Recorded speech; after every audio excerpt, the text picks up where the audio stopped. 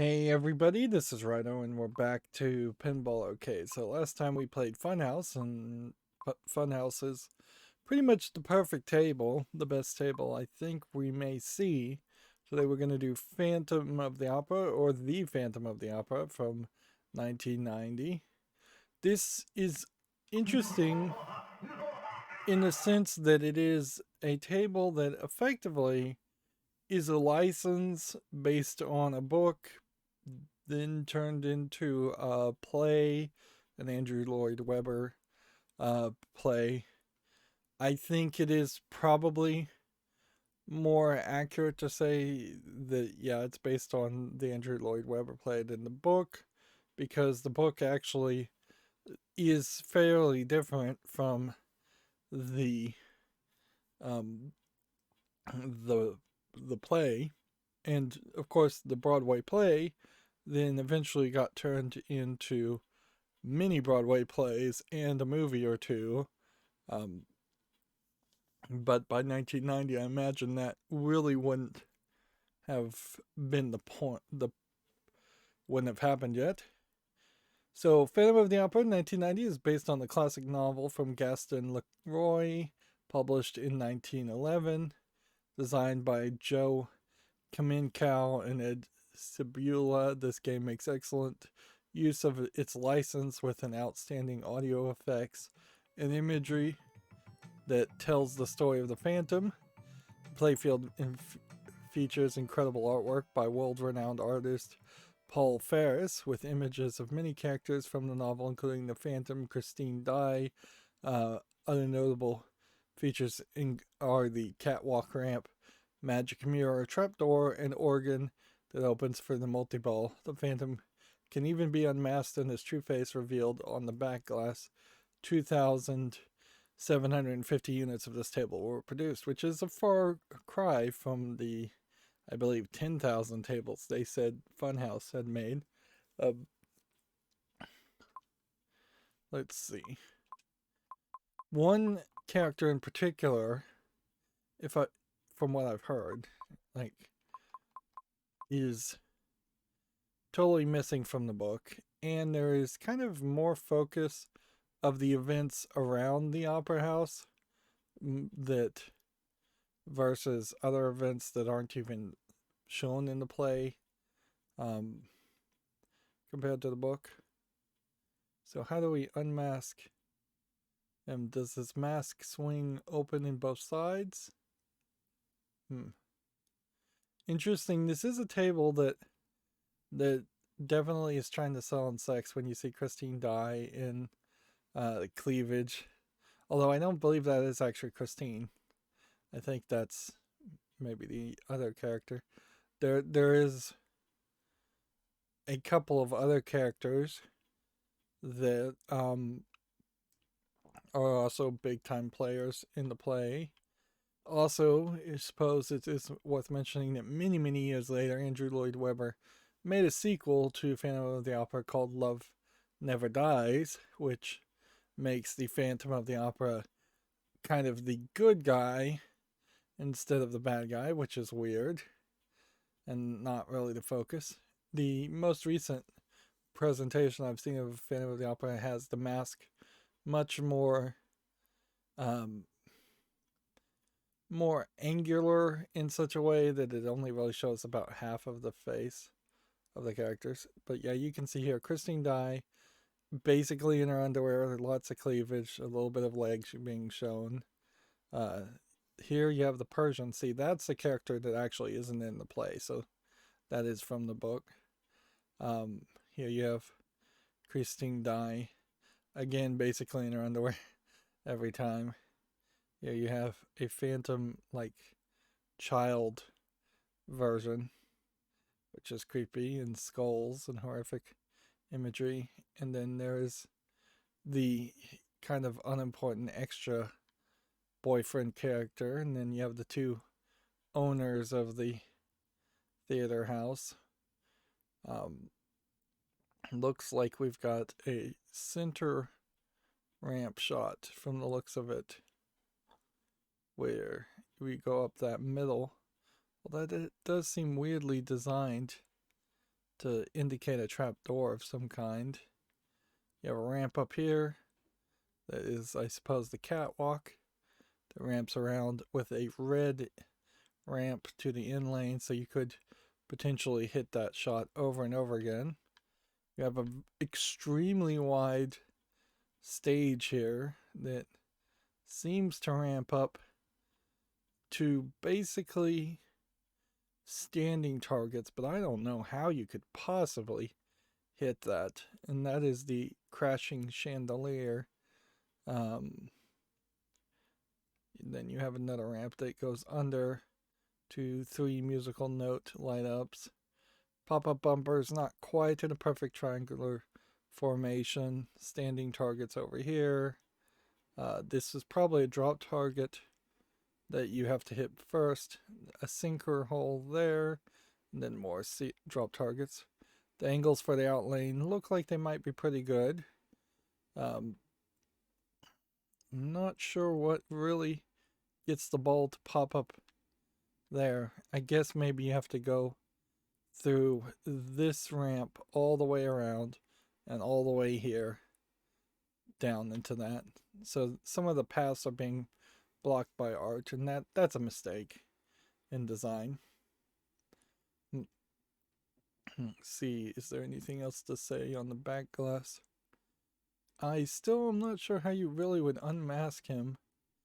It almost feels like what would happen is that a light would light up behind the back glass panel, and that would somehow present a different image versus it moving, because I'm not really seeing anything that looks like it would move.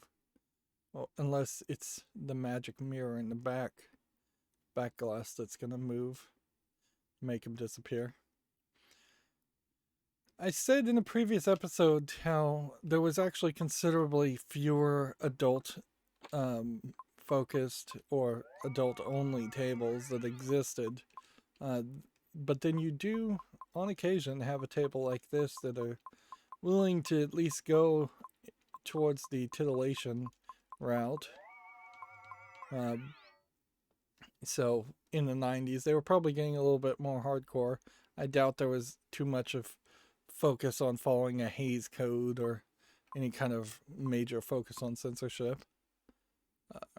So it does seem like some kind of light is going to light up and show the full face of the Phantom of the Opera. I believe there's been like 5 major actors who have played the Phantom on the play. What gets me particularly about this is this a license of the book, or is this a license of the play? Because if it's a license of the play, then you get the Andrew Lloyd Webber musical elements.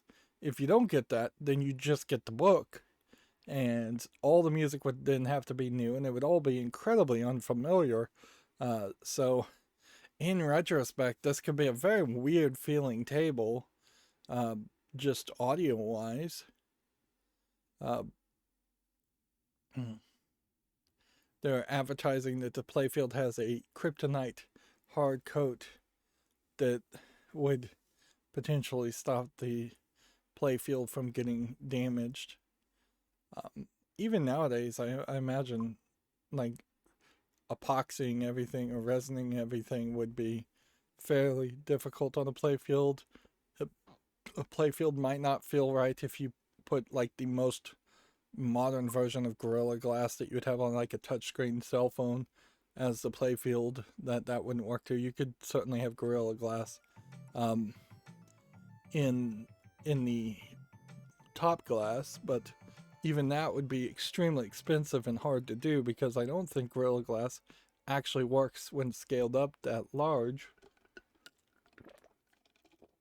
So, I mean, the thing is, as long as you're not willing to make a surface so strong that it actually dents the pinballs, then the surface will always take the loss. You can't have 2 things that are equally strong and neither get damaged, and you can't have 2 things that won't damage each other. One will always win. Of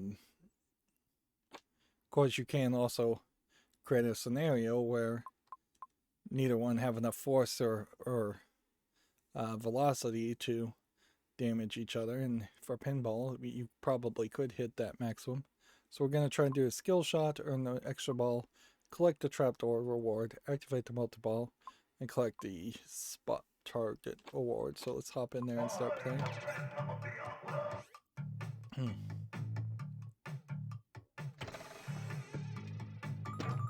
So theoretically, Phantom of the Opera is all about music. Wow, double kickback. So immediately go up that ramp and then drain out the middle. And yeah, immediately that does not feel like a that does not really feel like the right songs, right type of music.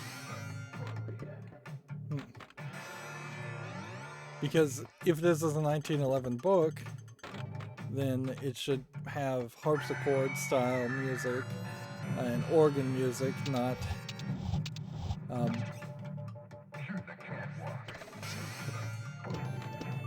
there's a skill shot, and that opened, I guess, a secret panel under the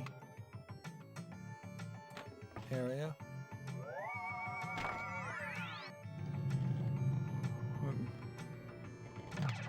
So it's ready for 2-ball play.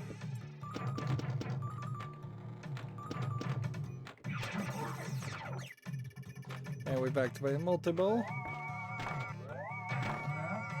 I assume those aren't different sinkers, and just hitting the ball under any of those would probably like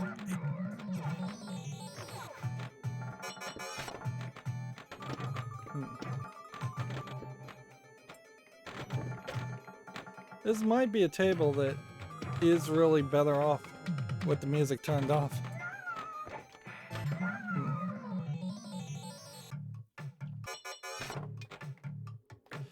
It is a very different experience disassociating yourself this story from the Andrew Lloyd Webber story part. I would say it's very close to the similar experience. I've now done all the standard goals in one good table, one good game, without even really knowing how to do the goals, which indicates this is probably a fairly easy table. Which that also becomes a weird issue, because like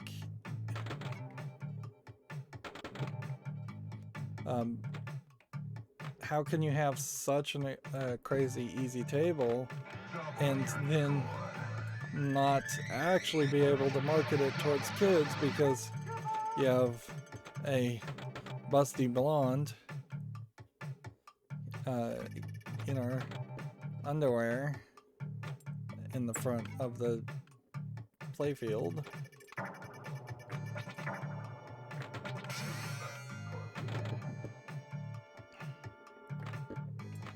And in a funny way, I should probably just let the ball drain and call the game over, because I did all the standard goals.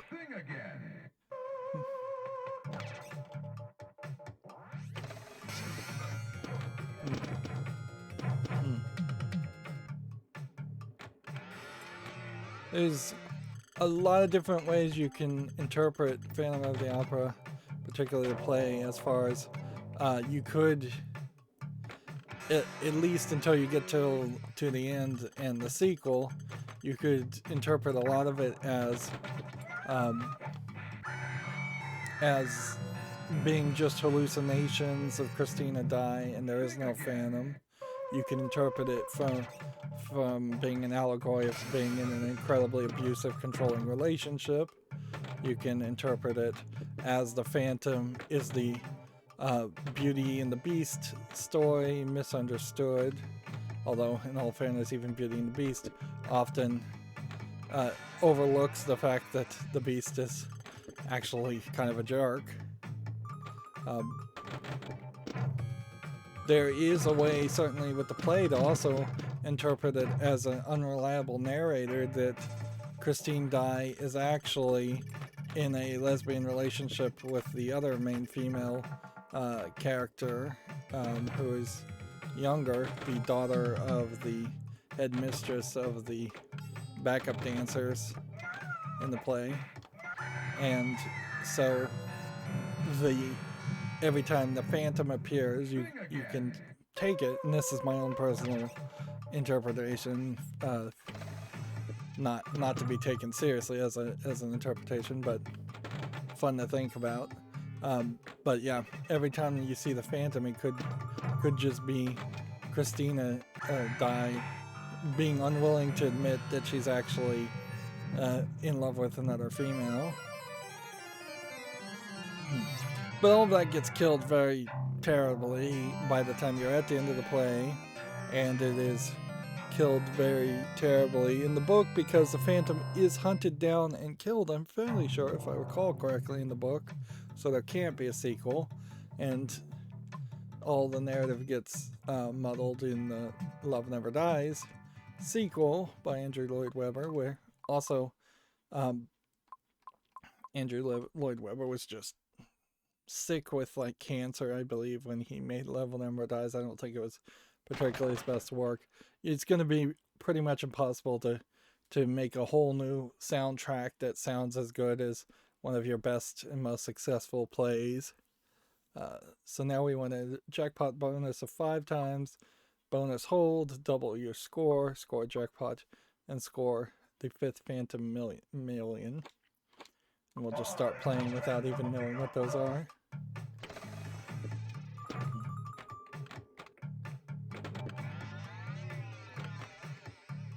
This is weird, the fact that the music is kind of playing such a front and center role because of what kind of music this is.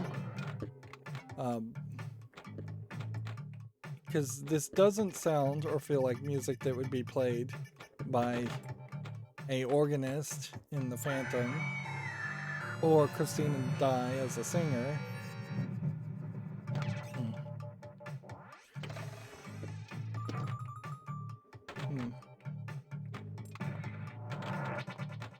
So yeah, while I really haven't had to complain about the soundtrack of any other tables, I really do have to complain about this soundtrack.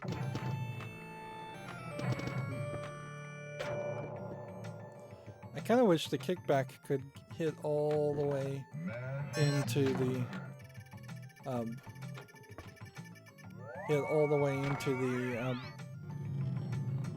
the Chandelier catwalk, or whatever that is, whatever that ramp is. I think there is an argument certainly to be made that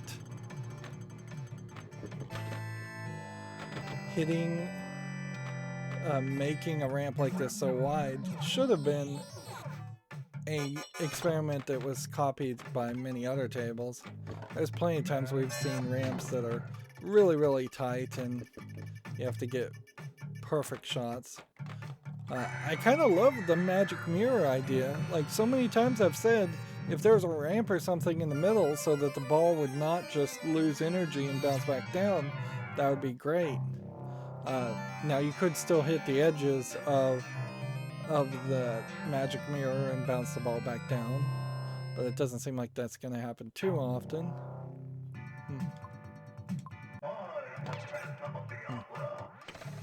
It's also very easy to remember that the Phantom straight up like psychopathic murderer.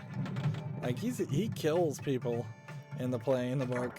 He's not somebody that you can just say, oh, he was ostracized for his looks and thus everything he did was justified. No, he's if you were gonna make a 2020 remake of this, you would make him like some kind of internet red-pilled neckbeard who can't get a girlfriend that decides to take it out on a whole bunch of other people. That was interesting that it hit the magic mirror with the kickback. Yeah, it'd be kind of nice if they could have moved the magic mirror maybe a little bit forward, and that way you could hit that ramp in the far right. But yeah, that would then require the kickback to shoot the ball directly around the backside.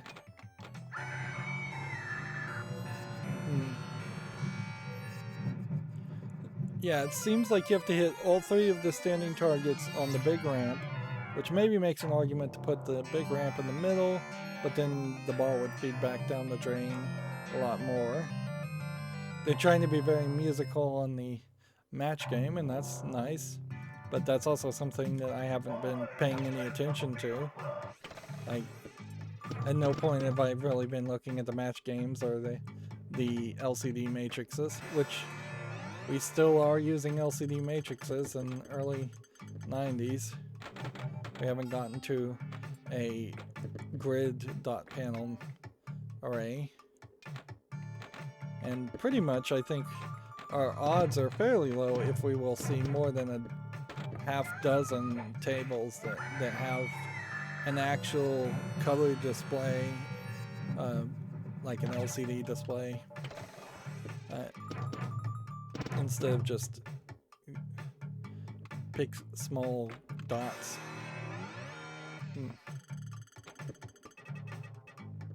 Whereas in modern times, if you were making a pinball table, it would be insane to use anything but just a TV that would be easily to design in. Like, you could just take old cell phone screens, effectively, and use them as scoreboard things. Recycle a whole bunch of Samsung Galaxy Generation 1 screens. Put them in a pinball table, and it would work fine. Nobody would complain about the refresh rates or the resolutions.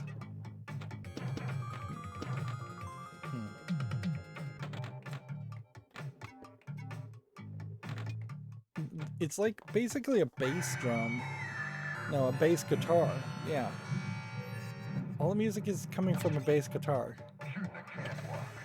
Which I guess maybe if you wanted to make Phantom of the Opera a rock opera, that might be an interesting take on it. At least that would be something to do different, other than just reimagining the Andrew Lloyd Webber play.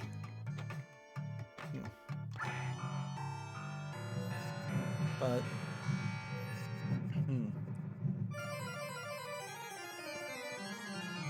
but if you were going to do a rock opera, you basically have to make all new music again, or at least do parody versions of the Andrew Lloyd Webber music, which maybe that would work too. Like, particularly if you got some big rock group, like if Aerosmith decided they wanted to do a rock opera version of Andrew Lloyd Webber's playing and redo and parody all of it, that would probably be interesting enough to stay on Broadway for a while.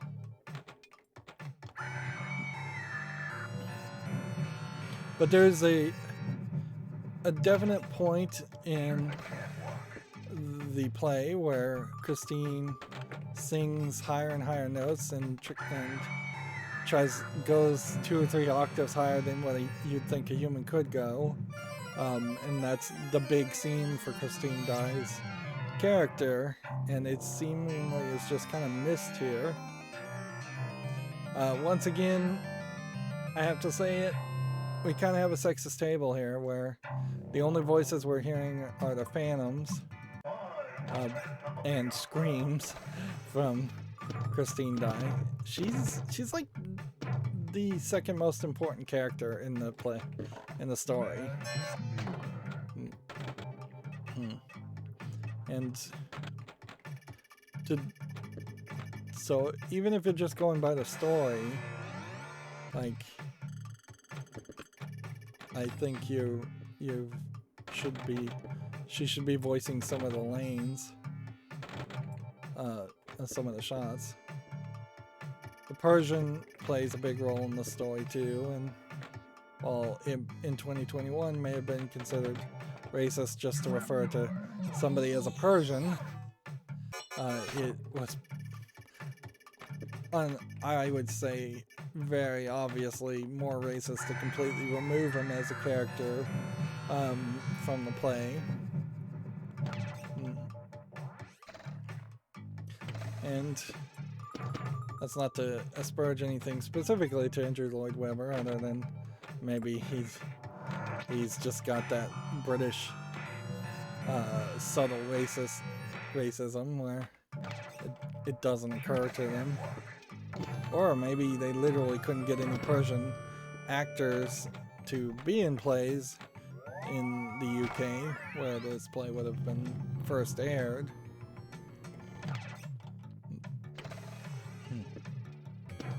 And so maybe it would have been more offensive to have a British white Western European of European descent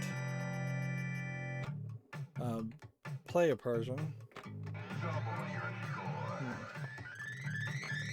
But by writing the character out of the story, he wrote the Persian out of the story for all time, as far as the Andrew Lloyd Webber play is considered. So that hurt the chances of a lot of people. That if there was 5 Broadway productions of Phantom of the Opera, there was 5 times where a Persian Broadway performer missed out on an opportunity of a lifetime.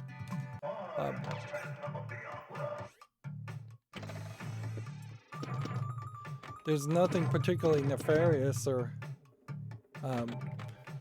interesting even with the Phantom in this table. He just goes, "I'm the Phantom of the Opera," and then he is fairly silent.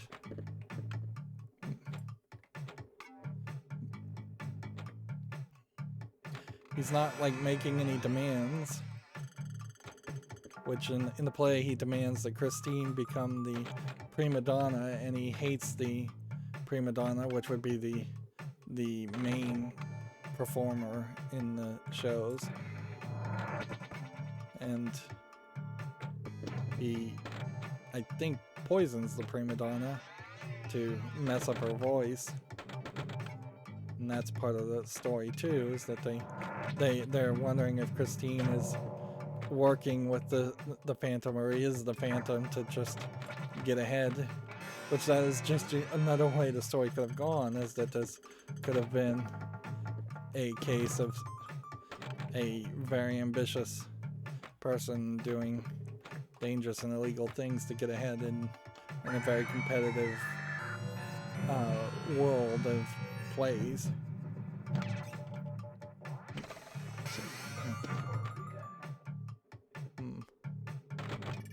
But we don't have the prima donna even mentioned here. Whereas if you would think that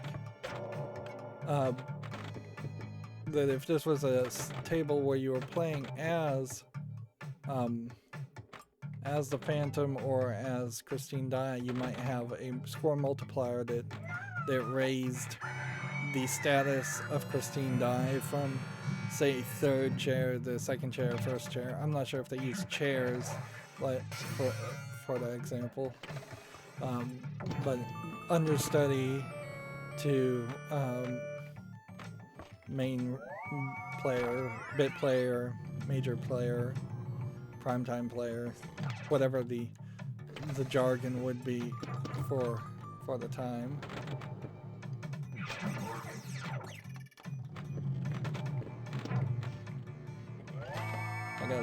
I snuck the ball in there, which I guess that lets you light up for for a potential multi-ball again. I feel like that ramp would break eventually, as it seems like it would go up and down quite a lot. There is a table called Wrecking Ball that has just a pinball on a chain, like a wrecking ball, in the middle of the table. I wonder if you could potentially have done something like that to have an actual chandelier that you could knock out of the way. Or you could have had a trapped ball. That would have made sense too, for the chandelier. And it says sing again instead of shoot again on the table.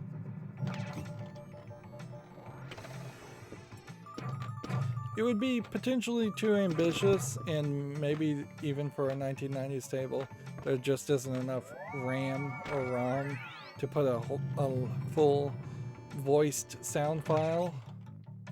But it might have been interesting if you just had Christina singing an opera, and that the entire table had an entire opera in it.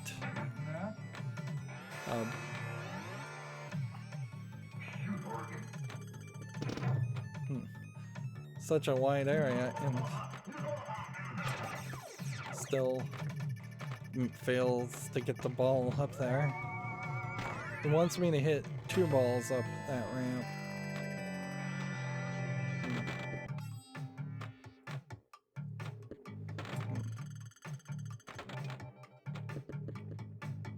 There's a lot of places on this table, though, that clearly the ball is just bouncing. When you compare this to, like, Funhouse, where everywhere you shot in Funhouse ended up with the ball hitting something and lighting something.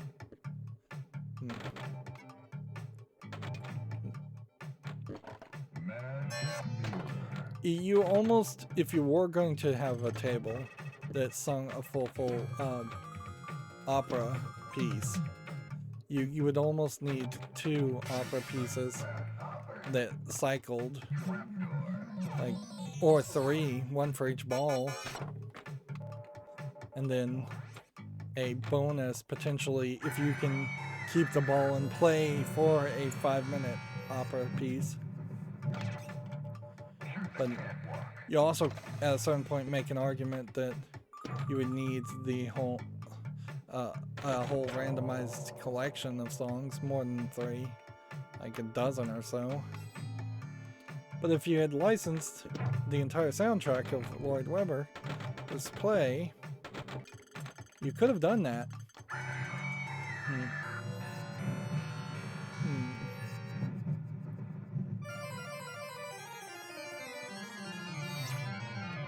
I'm 30 minutes in, and I'm not really feeling like there's a lot more to enjoy from this table, so it's pretty dull.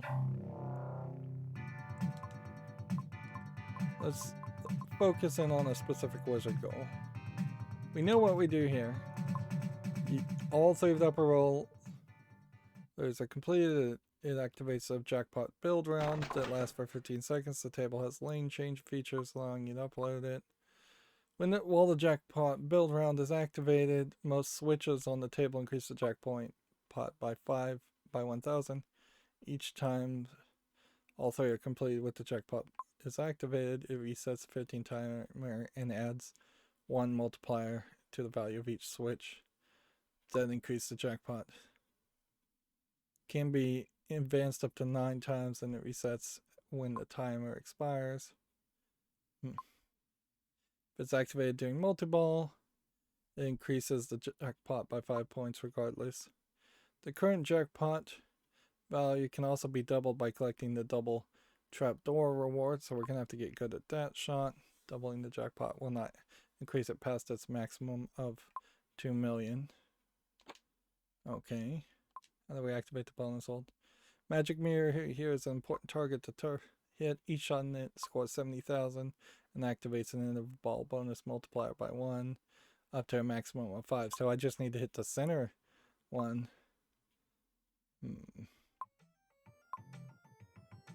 Once it's advanced to 5, shooting it in the middle gives extra ball in the right out lane. Engaging either flip or toggles it. Complete the out lane gives an extra ball.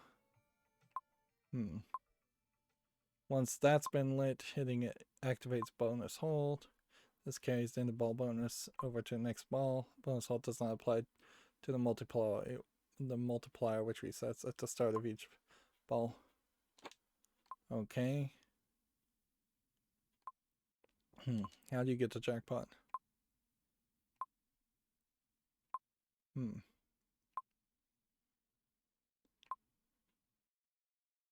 To open it, complete 1, hitting each of the targets 1 time once the organ target is... So that's supposed to be the organ.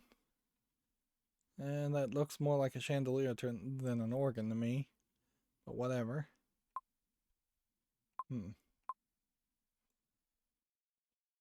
Stays open for 15 seconds. Shoot the ball into the open organ before the timer expires to lock the ball. Locking a ball scores 10,000 points. Send a second ball. Once Multiball is activated, hit any of the organ targets, scores 100,000, and opens the organ for 15 seconds. The goal at that point is to shoot both balls into the open organ to lock them. Once the first ball is locked, you have 7 seconds to shoot the second ball. A lot of these times feel kind of crazy that you would only have 7 seconds, but for pinball, it is very doable. This sends a third ball to the plunger and launches a 3-ball multiball. Once 3-ball multiball is active, hit any of the organ targets, open it for 6 seconds, shoot the ball into the organ before the timer expires to score a jackpot. Once the jackpot is scored, the organ can be reopened for additional jackpots by completing 1, 2, and 3. 1 and 2. To complete these, hit each of the organ targets 2 times. Okay. So there's a whole thing there. One of the main goals on this table is to spell phantom. The ramp on the table is called the catwalk. Each time it's shot, it collects a phantom, which is very basic. That all you have to do is hit the ramp and nothing else. Maximum of 50,000 points for M. Once phantom is complete, the ramp lights for millions for about 7 seconds. Each ramp shot scores 1,000,000 and resets the timer. The ramp can also be lit for millions by collecting the phantom shot light lit in the trapdoor. Okay. Yeah, even looking at all of that, it does seem like that we are kind of already done with this label. There's a shot that I want to get good at.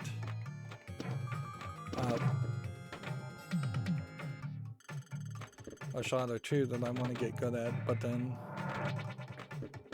it really would just be a matter of having a good game or 2 and getting lucky.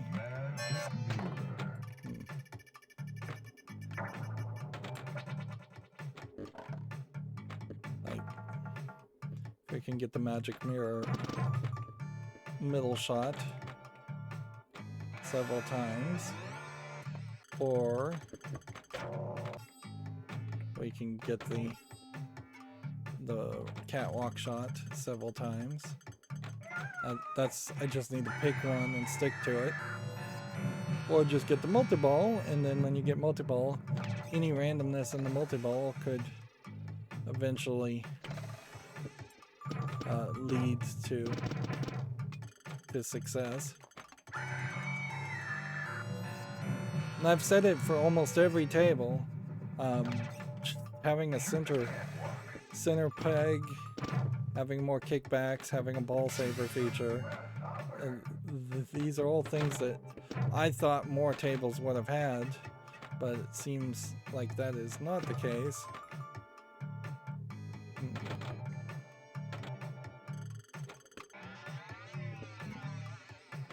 Well, that ball went all over the place.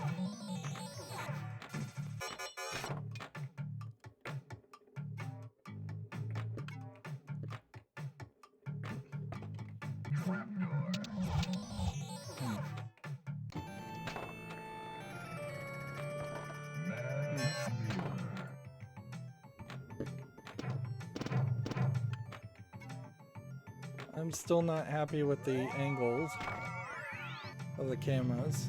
I really wish you could set your own angles, even if I had to go into like a custom mode to do it.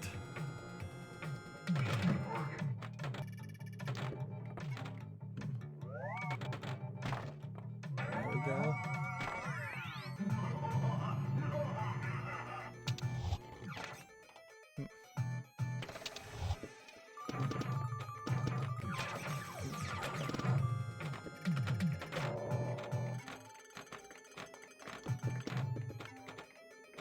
So if I lose a ball in multi-ball, in 3-ball multi-ball, can I even get the jackpot at that point? I think you still can. You should be able to, certainly. And notice we don't have any like art, so at any point the Phantom's face could be revealed in the game, and I just am not ever going to be able to see it. So that seems kind of pointless.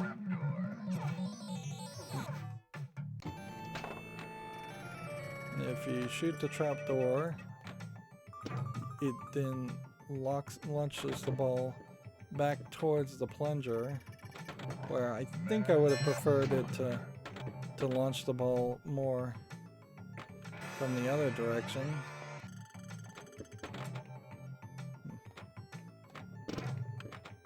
I don't think with the right flipper I can get the ball into the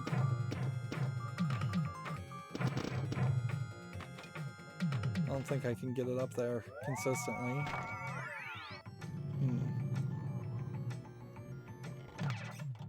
It might have been better if this ramp was further to the right and just switch places with a couple of other things.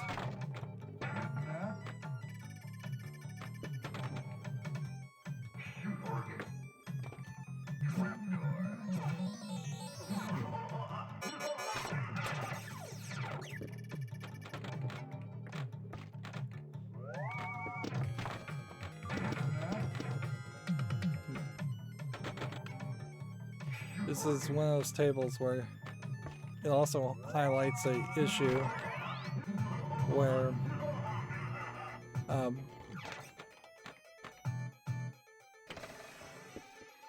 if you get your ball up in the bumpers, they very possibly don't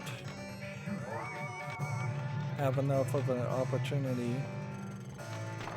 There you go. Jackpot. And you have what sounded like a guy more than a girl singing falsetto. Did they just not have a male voice actor that they could even get voice lines from?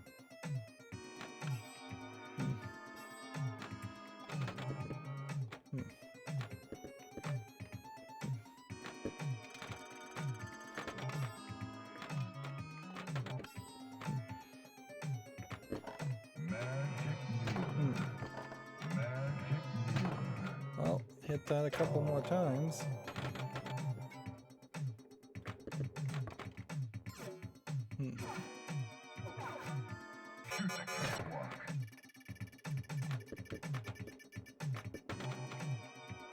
That magic mirror is too tight. I would have definitely liked to see that widened out. Maybe you could do that just by releasing the two bumps, like removing the two bumps on the edges.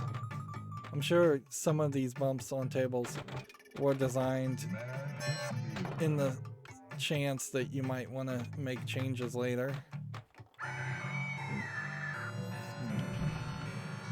Oops, did not. I bumped the controller as I was scratching my arm. But that didn't really matter. It's not like I tilted the table. I definitely have played some tables that felt like the tilt was set extremely sensitively. And there definitely were arcade attendants, arcade owners that absolutely hated even the slightest nudge. And at certain points, there would have been enough arcades out there where you would potentially avoid an arcade if the attendant / owner is not letting you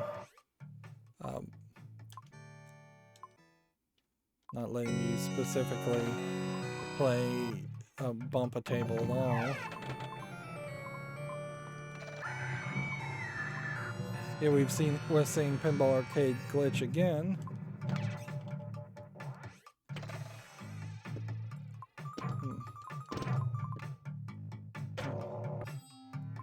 Like the triggers aren't working.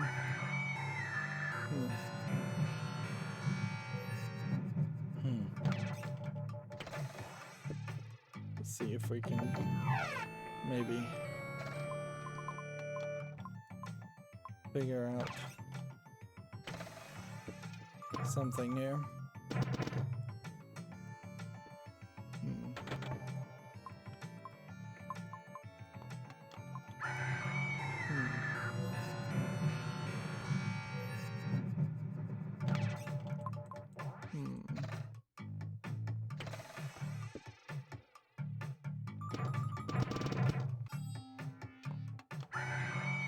So it started a 4-player game, and we're pretty much now stuck with staying within this 4-player game because no button is working to stop this pop-up, which inherently the fact that you could program a pop-up window in an engine and it caused such a confusion is just craziness.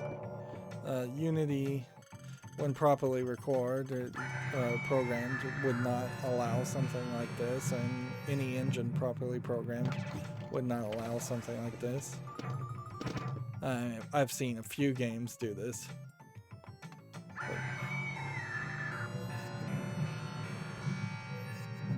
At the very least, there should just be an X button to close the window, or well, I locked a ball in that case on random accidents, and that's a poor statement for the design of your table.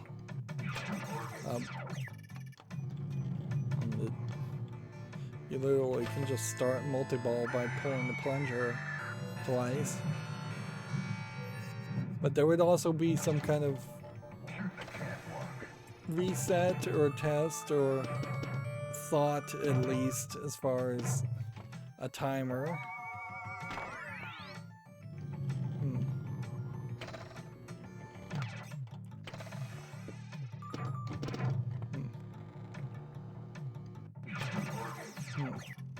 Like nearly twice in a row, multiball. 500,000 points on this player when I haven't been able to pull the flipper once. That's bad statement. So we've got like some pretty poor performance as far as table designing game flow. Yeah, there should be some drop-down targets that should be the keys of an organ for that theme. That would make a lot of sense. There's also a music box, or yeah, I think it was a music box type, or a monkey, mechanical monkey music box type automaton that plays a role in the book and is subtly shown in the play, but doesn't really play a big role in the Andrew Lloyd Webber play. That is missing. Where having a toy automaton monkey that would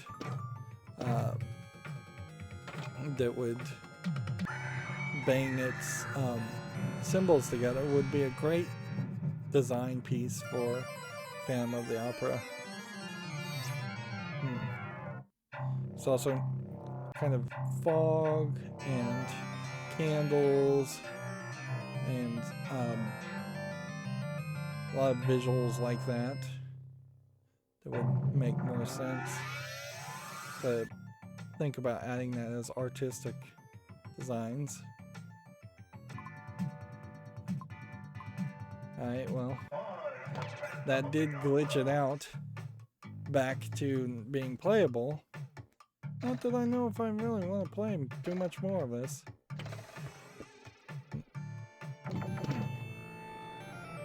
This definitely feels like a table that it would simply be a matter of time.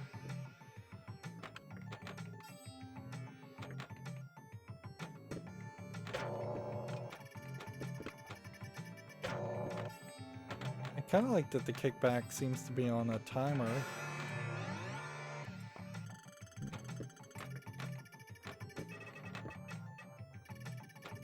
I kind of like that it seems like the ramp is willing to stay up for a fairly decent amount of time instead of going up and down, up and down.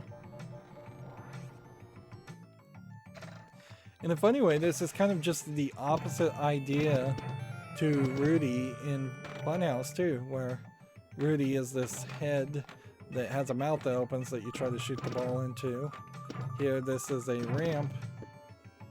I wouldn't be surprised if there was some stealing of ideas and corporate espionage that happened, where somebody was trying to copy somebody else. Not that ramps and parts of the playfield moving are completely new concepts.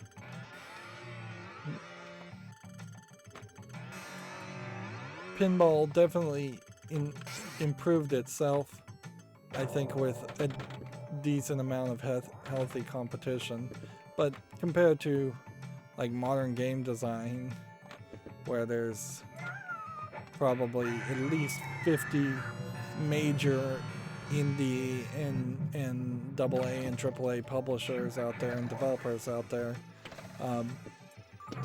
there's a lot more variety and a lot more competition in video games than pinball ever enjoyed.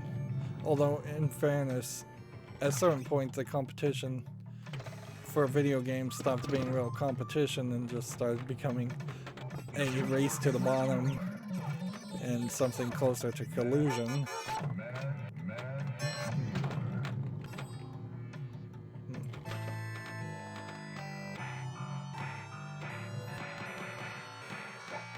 Why do we got different sound effects playing?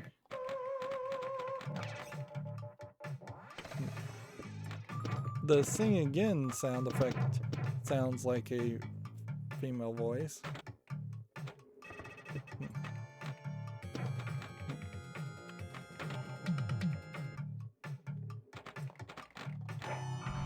This is one of those tables where we are going to have to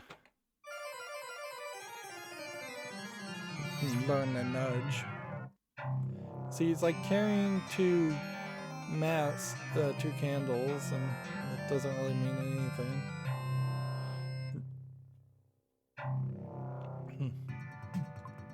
I suppose it is also fair to say, particularly the last time I watched Phantom of the Opera, Christine is kind of a weak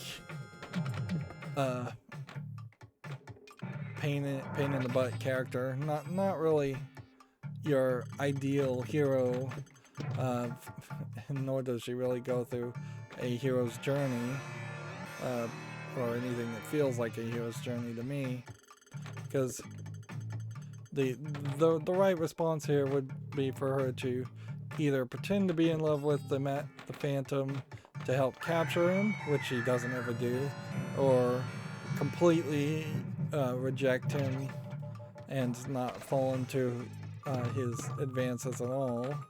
And throughout the entire story, she's very limp-wristed about it, and it's like, oh, I know I shouldn't be with the Phantom, but I'm still drawn to him. He has this alluring power over me. I'm just a weak woman. I can't possibly be held to normal standards to control myself or have control of my own senses. Of course, 1911 story. It probably was considered somewhat feminist just to have Christine Daae as a main character at all in a story. Which there is definitely a danger in looking with current time glasses and condemning a character like Christine Daae in a story when at the time of the book being published it could have been controversial the other way. Kill Mockingbird, I think, is very much a story like that, where you can there have been some idiots basically who have tried to censor or condemn To Kill a Mockingbird when the story it was telling is incredibly progressive and incredibly important.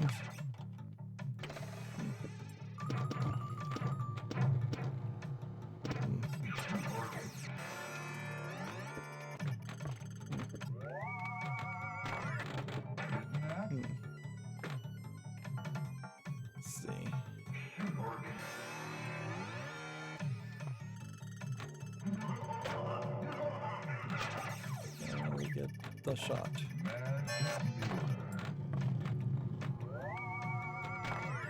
Snuck the ball in.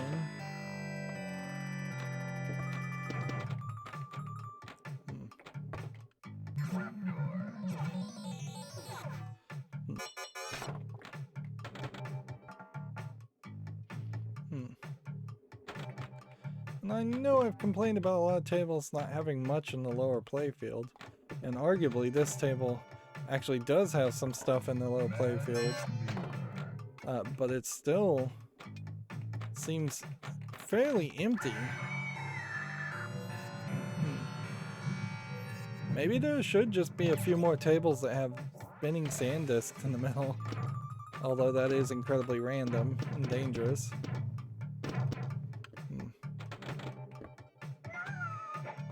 I almost would like to see them have center lanes. We have out lanes, we have in lanes. If they put center lanes or pegs in the center where the ball actually was bounced in such a way, kind of like pachinko, to hit towards the further edges of the left and right flippers and not the center drain, that might be an interesting thought. And it would at least give you something to do. And this table's not even using the lower playfield really to display information. So if you are doing what you should be doing, which is keeping your eyes mostly to the lower part of the table, which that kind of highlights the problem of pinball design in a nutshell, that you're supposed to be only looking at really the bottom half of the table more than anything else.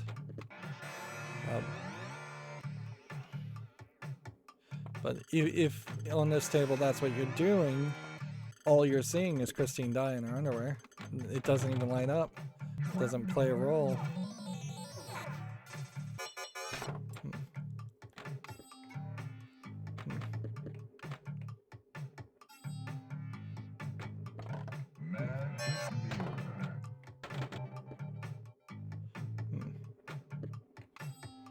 I can't say I'm upset that the magic mirror doesn't feed out directly back into the center, because that would be really bad if it did. There's some delayed nudging again. But it would be kind of nice if it randomized between the left or right in-lane feed.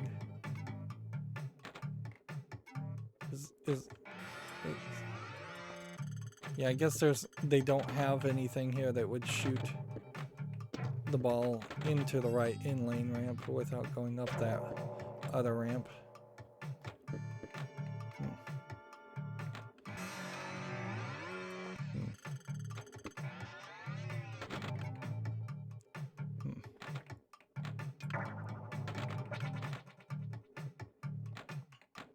I could see also having trouble getting the lights to light on the ramp, and just never being able to actually accomplish multiball. But they fixed that problem with the skill shots, so you can pretty much have multiball at least once per game.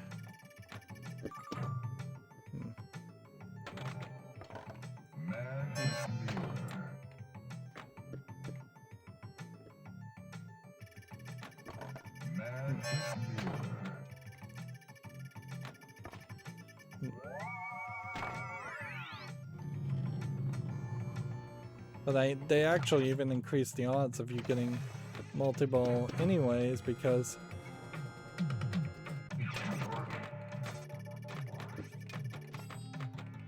the locks are fairly easy to hit.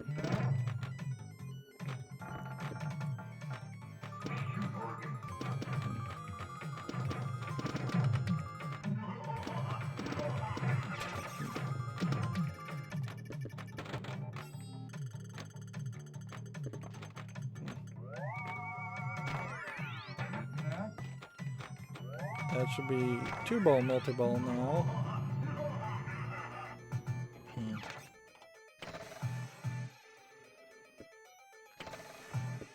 Even the piano music is like electric piano music.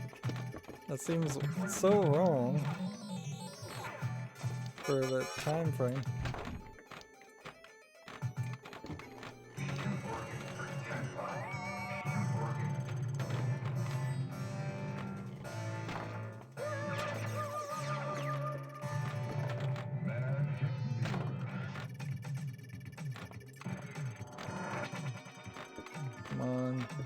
Let's get those magic mirror shots.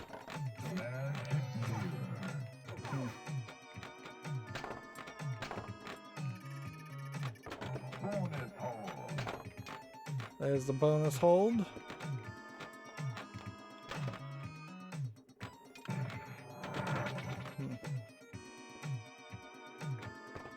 Which I think that means we are now looking for the trapdoor, the Phantom, which if I can go up the catwalk 2 more times,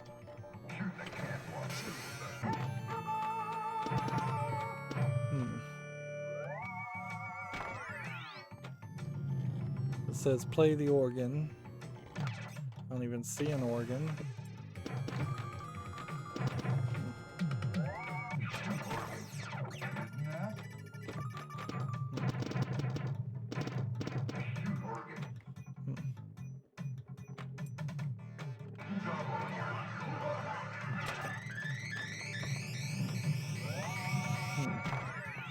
So do we want to go for a 3-ball multi-ball, or do we want to go for another Phantom run?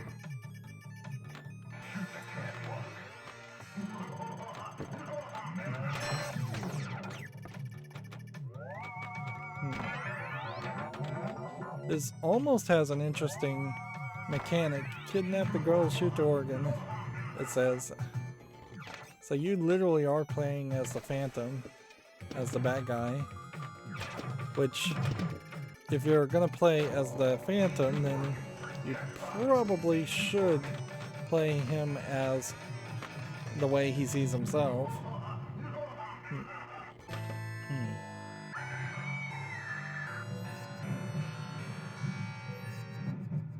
Sing again.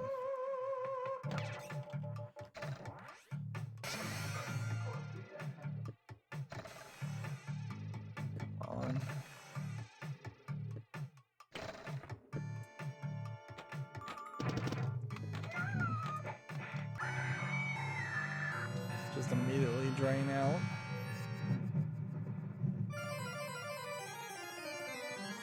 Yeah, I think that's enough.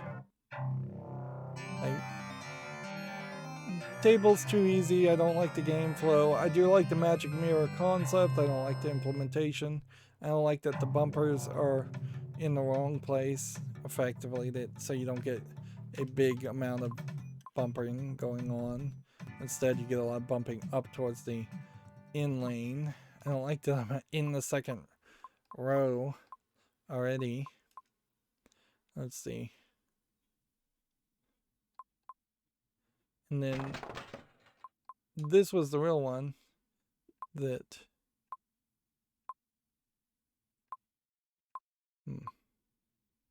once you hit M, the ramp lights for 7 seconds. Each shot scores 1,000,000 points and resets the timers.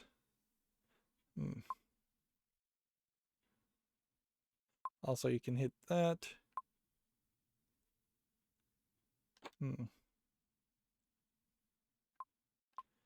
Interesting that it seems like it wants me to score a 5th Phantom Million, which makes it feel like it wants me to do that 5 times, which is a little crazy.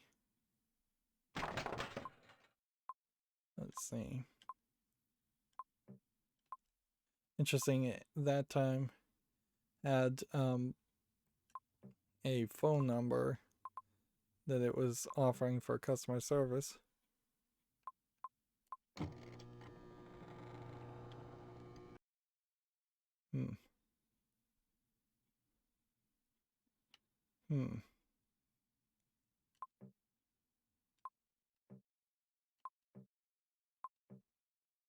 Interesting, it seems to go in specific angles.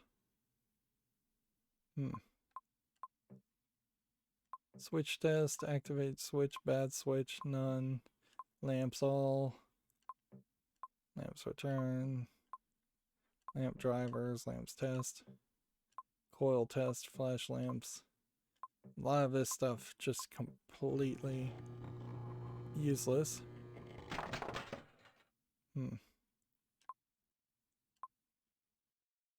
Sounds auto. Magic mirror, curtain call.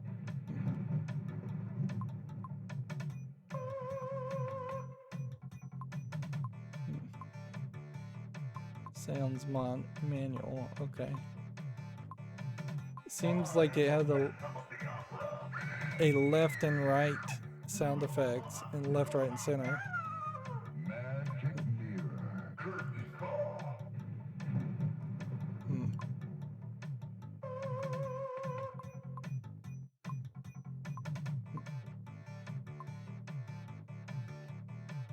And let's see if we can maybe get the lights to work. Switch test, activate switch, bad switch, lamps all. Lamp returns, lamp drivers, E-arrow, coil test.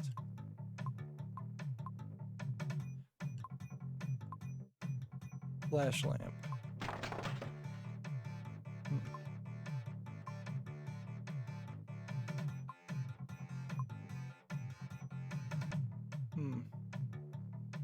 See, the display auto here should at some point flash every light, I would think.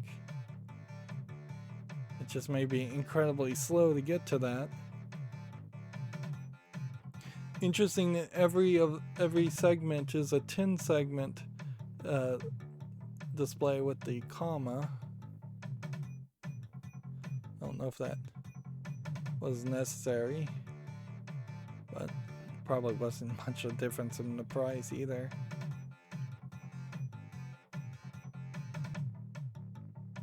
Like, almost certainly there is some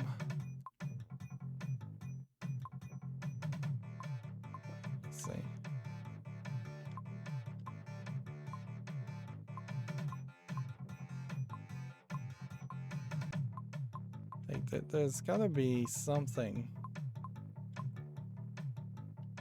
Like, this should be flashing all the lamps. So that's not considered a lamp.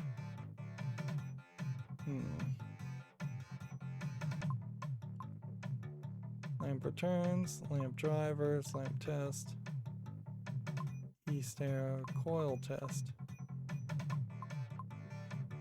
Select coil. Test end. Yeah. On these pro tips, by the way, is there anything interesting? No. I wouldn't be surprised if they just didn't animate it, because you'd just never see it. Right.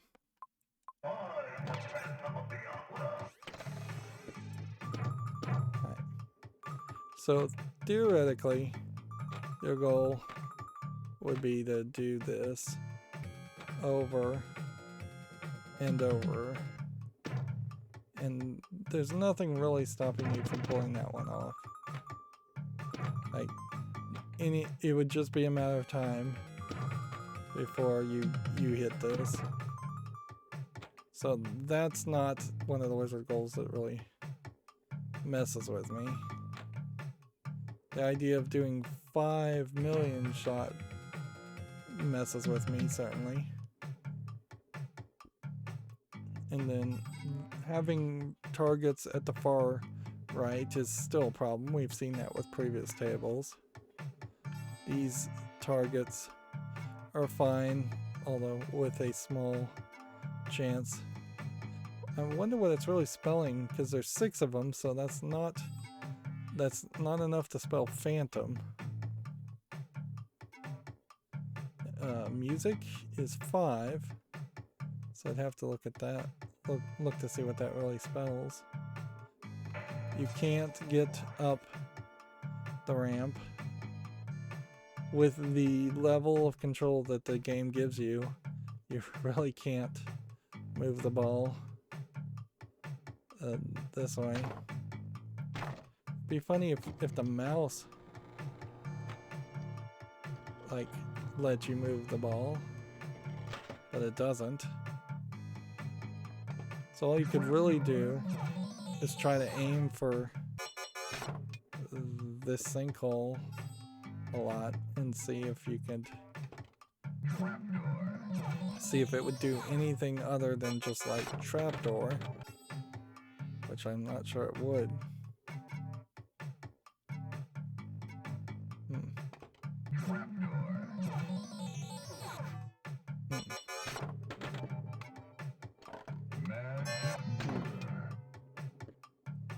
Yeah, so it does seem like it's just trapdoor, trapdoor, trapdoor.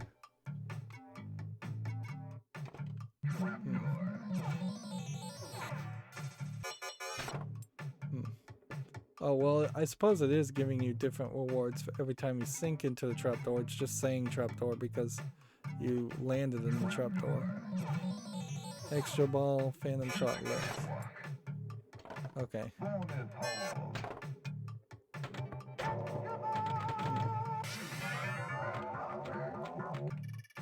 Alright. So, if I could get the ball up the ramp. No, I've actually missed all of that. You have the whipping sound effect. I don't know if in the book the Phantom actually whips Christine or not, or whips somebody else or not. But I mean, he definitely murders people. So even if you could get wizard goals while cheating, you'd have to basically line up your rewards over and over again until you could get the phantom path lit, and then you would have to get a fairly quick shot.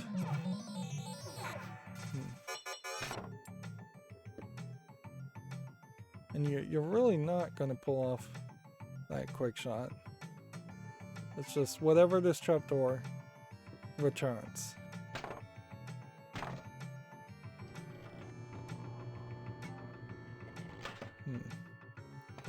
Let's see if we can get up the...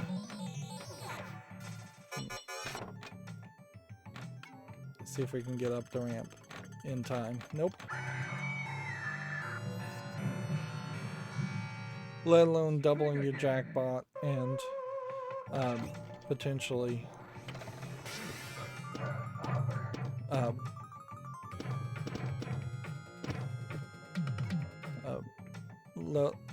doubling a jackpot and actually scoring a jackpot. I imagine you probably would get double jackpot eventually, though. This is a table that's just so easy that would happen. So the theory still sticks that if a table is trying to sell on sex, it tends to be a pretty bad table. I'm just trying to drain all the balls and end this game, which I could just exit, but it's at least more dynamic to...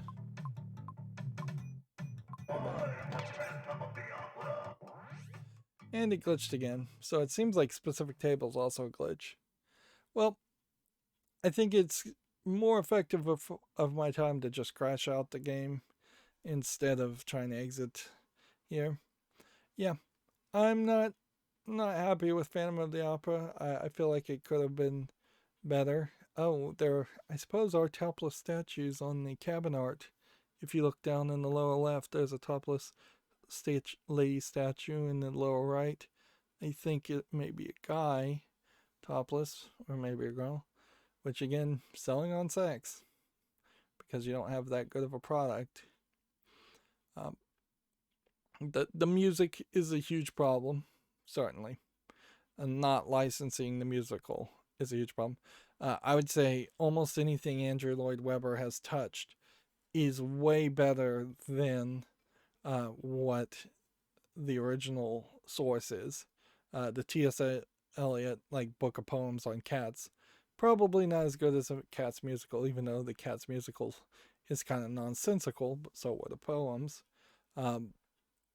Starlight Express is kind of an exception of that, and Evita, being based on a real life person, is a much better story. I could certainly go through a probably longer list of his creations. But yeah, not having the Andrew Lloyd Webber music and soundtrack meant they needed to go in a different direction, a very, very different direction, and needed to try to make it feel like they were getting back to the book. And they did a little bit of that, but not enough. Regardless of the theme, though, this would be a bad table, regardless if it was themed about something completely different and the music was the same. The gameplay is too simplistic. They needed to move the goals around and move some shots around and focus on better quality gameplay to make a table that is just so incredibly easy and so incredibly boring at the same time highlights a problem. Anyways, that's going to be it for this recording. As always, I ask you to like, share, subscribe, comment, and watch every second of my videos. If you want a friend to follow me on any social media sites, there's a whole bunch of links down below. And if you want to support me further, there's a link to Patreon, or you can friend me on Steam and gift me a game off my wish list. Thank you for watching. Have a good evening.